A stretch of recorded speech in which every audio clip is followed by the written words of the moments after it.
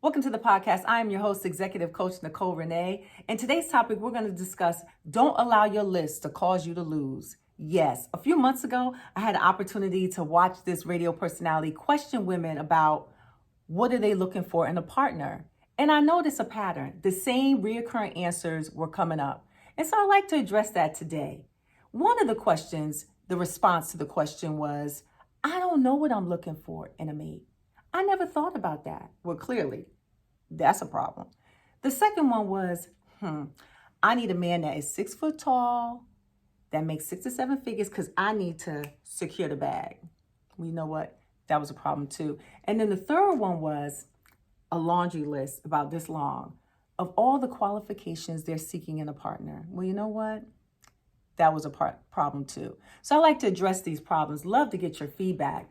But the first one being, several of the women had no idea what they were looking for in a partner. And to me, that gave great concern because when you do not set standards in your life, you clearly run the risk of accepting anything. That means all are invited. You are not prepared and you are not equipped to even identify toxic behavior because you have not been clear of the standards that you have set in your life. And when you don't do that, you sacrifice, baby, you sacrifice your standards and your feelings for relationships that do not serve you. And you will ultimately be disappointed in the end. That's basically how that flows. So be very clear about who you are, because when that question is presented, there should be no hesitation. You should be able to flow. Listen, this is what I'm looking for in a partner with confidence, okay? Now, the second one was they wanted a man that was 6 feet tall with 6 to 7 figures because they needed to secure the bag. Now, listen, I ain't knocking no one that wants financial security, and I'm not even knocking you if you want a 6 foot man or taller. That's fine. My issue is shallow, it's limited thinking, because the truth of the matter is when you focus clearly on just the physical appearance and the money, that means you run the risk of being misguided. Because even if that man makes 6 to 7 figures, you're not guaranteed that he's going to do right by you. There's a cost sometimes with that money. And you may walk away emotionally bankrupt. So it's very clear that you need to be more character driven and not externally smitten. Because, honey, you need somebody who's going to do right by you, and you need to check their character. Because otherwise, you run the risk of finding somebody who is insecure, who is very selfish. They can be emotionally or physically abusive. We need to get to a place to set our standards high. They need to be high.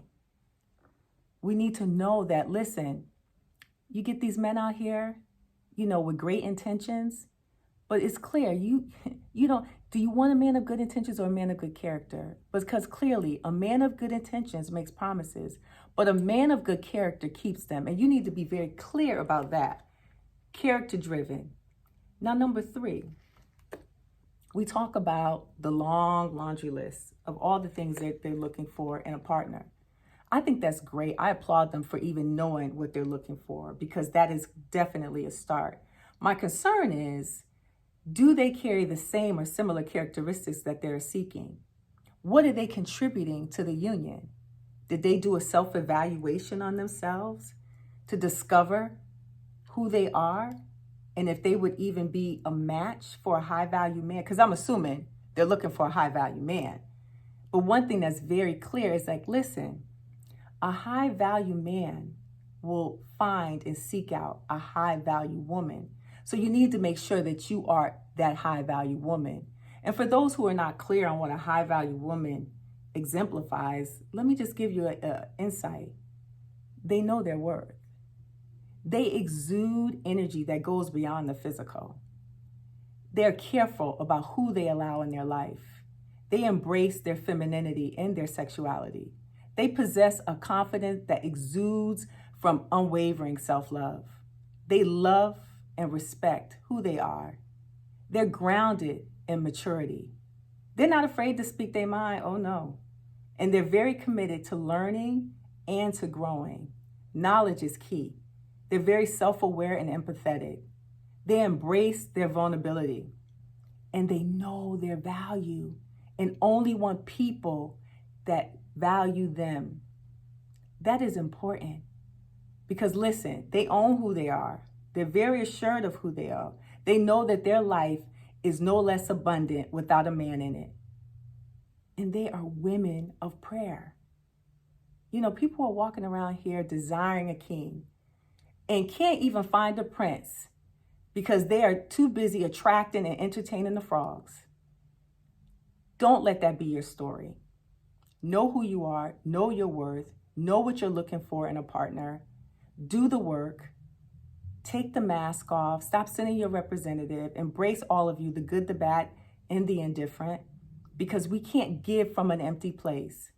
So you need to have your cup runneth over. You need to be in a place of healing, a place of fullness, a place of wholeness. Because a lot of times we try to give love, and if we're not healed and whole, it's a false sense of love. And a high value man will know that instantly. They won't even look in your direction if you're not a high value woman. So know who you are so you can receive him when he comes. Embrace him when he comes. You're not giving from an empty place because you don't want to have a high value man come your way and you're not prepared. Don't allow your list to cause you to lose. Be prepared and know what you deserve. Know what you deserve. So I hope you enjoyed this. And until next time, love God, love yourself, and love others. Thanks again for tuning in.